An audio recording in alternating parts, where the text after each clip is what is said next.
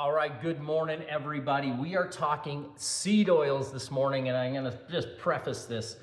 You tell this to my 33-year-old self, and be like, whatever, I don't give a crap. My body processes this stuff, no problem. And I probably would still absolutely eat all this garbage. All the stuff I'm talking about, my 33-year-old self, I'd eat it all again. I would.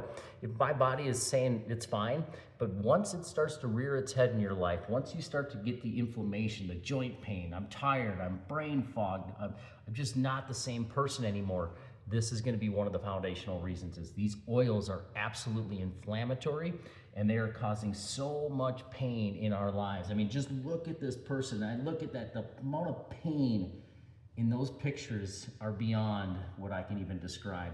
And then removing those seed oils, the inflammation goes away from your body, and then all of these, the brain fog, the ADHD, the depression, the anxiety, all lower by removing these oils. And here's a quick little video on these seed oils, why they are so dangerous.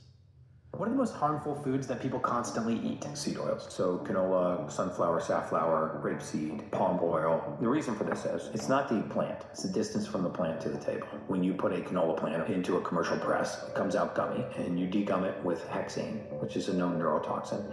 Then you take that neurotoxin degummed oil and you heat it to 405 degrees and you turn it rancid. You need to deodorize it with sodium hydroxide, which is a very powerful carcinogen. Sometimes bleach it before you bottle it. You ever notice when you go down the shelf in the grocery store and it's all the vegetable oils, they're all exactly the same color, that perfect yellow color? That would never happen if you pressed 1,000 plants and turned it into oil. You would not get that level of consistency. That's chemically induced, and then they put a heart healthy label on it. These are pro-inflammatory that cause a massive amount of inflammation in the body. So what are the oils you can use in your life? Well, in your kitchen you need 5 oils. You need a grass-fed butter, ghee butter, grass-fed tallow, coconut oil, and an olive oil. All right, I can't tell you how much these seed oils are probably one of the most processed things out there in the world that we're putting into our bodies. And that is one of the most inflammatory things, like he had said. He's so right. I mean, just the amount of chemicals that they're putting in those things. And if you start looking at the labels of your food, they're virtually in everything. So the ones he had mentioned to avoid: canola, sunflower, safflower, grapeseed, palm oil. It's crazy. Palm oil, sunflower are in so many. Soy and corn.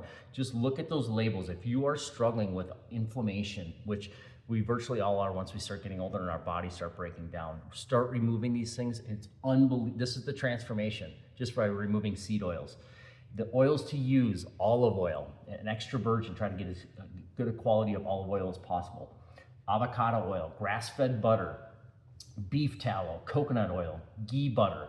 These things that they were all told us were unhealthy are some of the best things for us. Then they started telling us that I don't even have vegetable oil on there. Vegetable oil doesn't even have vegetables in it. So the stuff that they were telling us to eat, I mean, it is unbelievable what we kind of fell for. So again, if you're struggling, if you're not, eat it up. I totally would. It's Thursday, let's rock.